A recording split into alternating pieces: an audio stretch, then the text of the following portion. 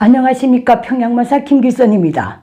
오늘도 지난 시간에 이어서 노동당 중앙위원회 군수공업부 관련 강의를 이어가겠습니다. 그럼 먼저 당 중앙위원회 군수공업부의 직능에 대해서 말씀드리겠습니다.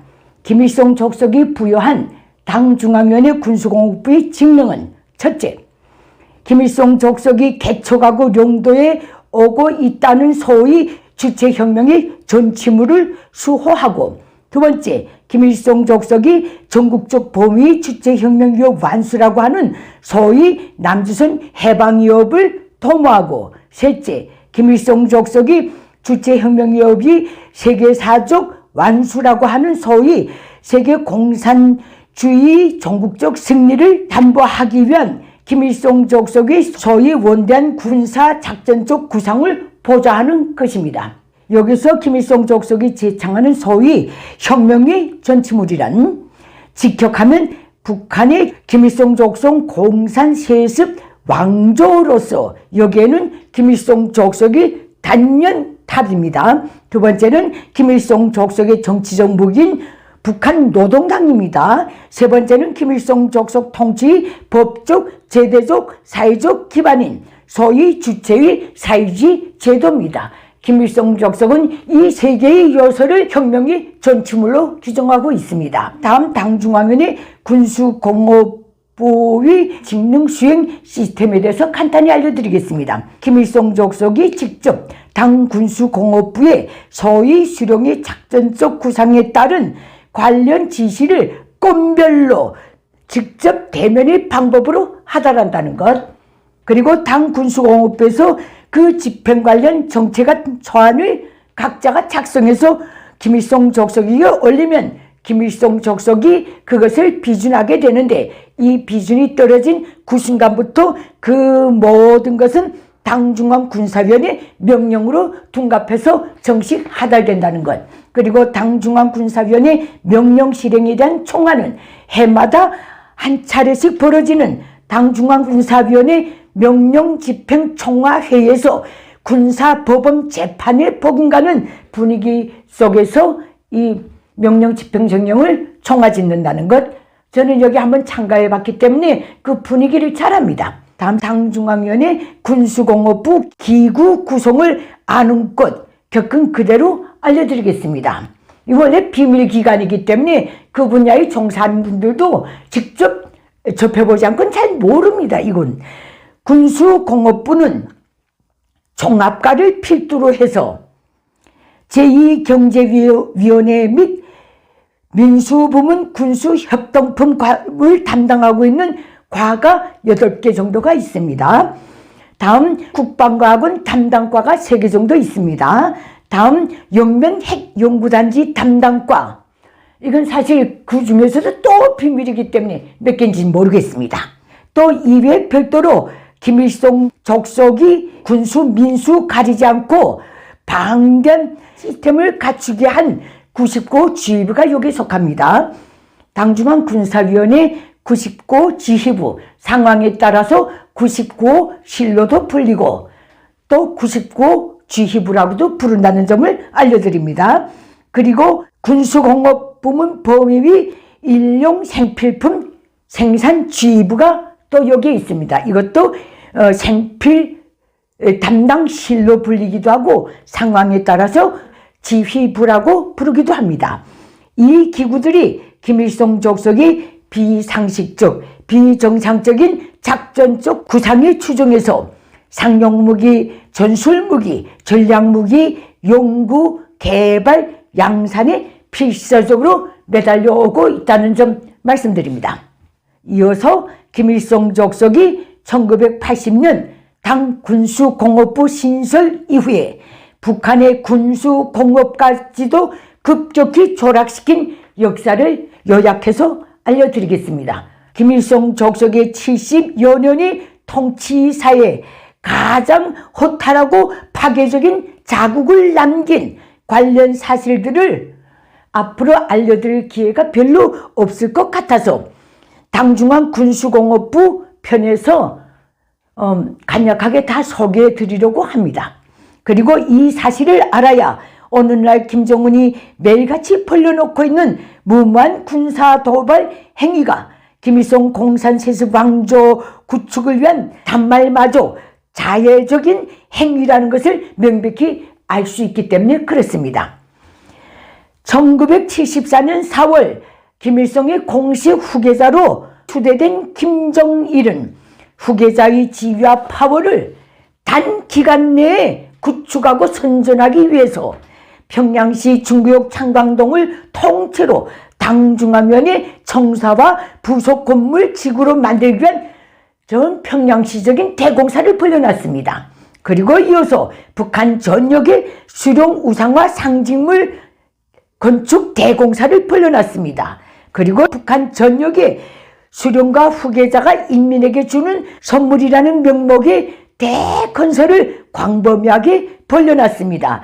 당중앙위원회 청사가 한 거리를 통째로 확장 개건된 이후 김정일은 이와 아울러서 이 모든 기구들을 채워 넣을 인력들을 급격히 확장해서 밀어넣었습니다.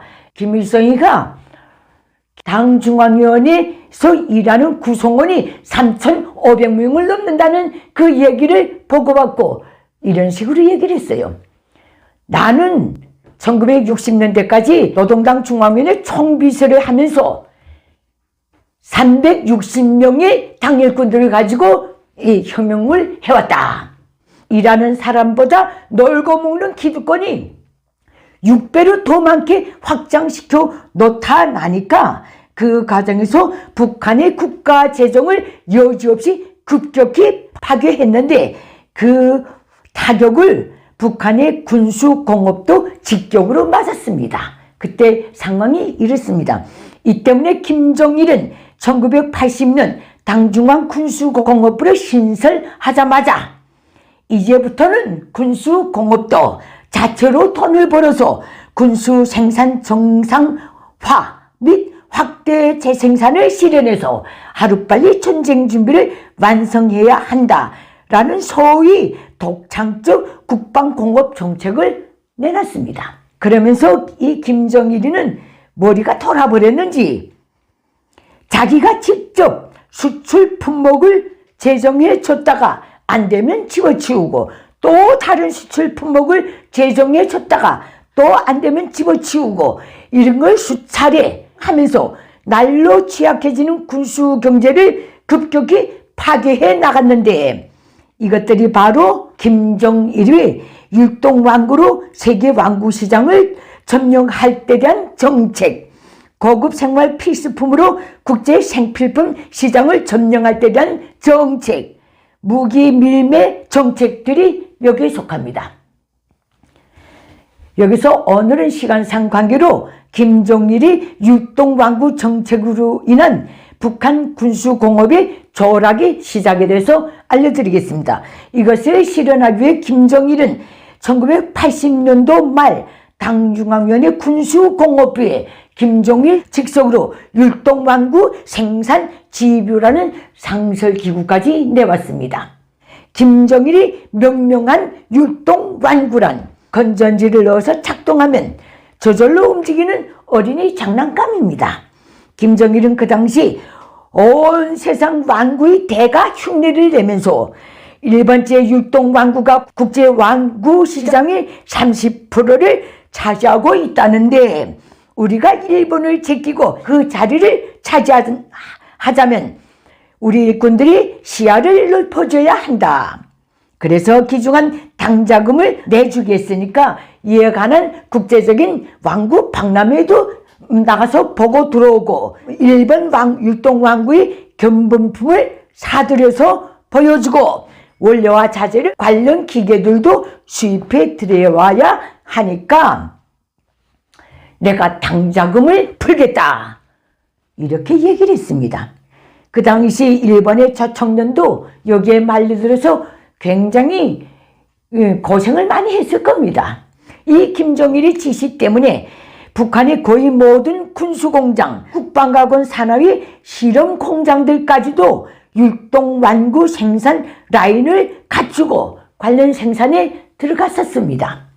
하지만 김정일 이를 율동왕구로 돈을 벌어서 군수 생산 정상화, 확대 재생산 비전은 국제시장에 명함도 못 내밀고 2, 3년 만에 종결됐습니다. 그 막을 내렸습니다.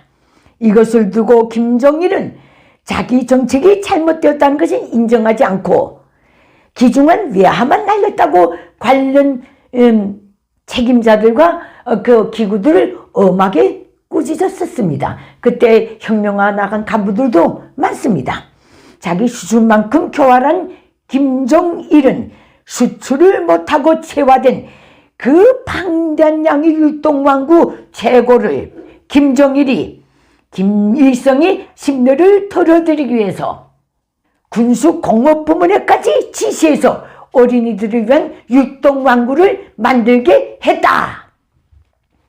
이런 식으로 둔갑을 시켜서 그 당시 평양중앙당 거리 근처에 창광 율동왕구 백화점 간판까지 올리고 그 관련 배정표들을 평양시에 무작위로 풀어댔습니다. 평양 시민들이 그걸 다 돈 주고 샀습니다. 하지만 그 율동왕구가 건전지 부족, 낙환치 때문에 북한 주민사회에서 일회용 장난감으로 그 막 역시 내렸습니다. 그런데도 김일성 족속은 이 똑같은 프로젝트를 당중앙의 의도와 정책으로 내밀었는데 그것이 바로 세계적 수준의 부엌 세간품들을 만들어 수출해서 군수생산 정상화 및 확대 재생산 도모와 전쟁준비 완성이었습니다. 우물한 개구리 김정일이 뇌피셜입니다. 이게 또 그 다음에 쓰나미로 군수공업부문을 조락시켰습니다. 그 과정에 대해서는 다음 시간에 무기밀매 프로젝트까지 알려드리겠습니다. 오늘 실용절대주의 북한학 34번째 강의는 여기서 마치겠습니다. 감사합니다.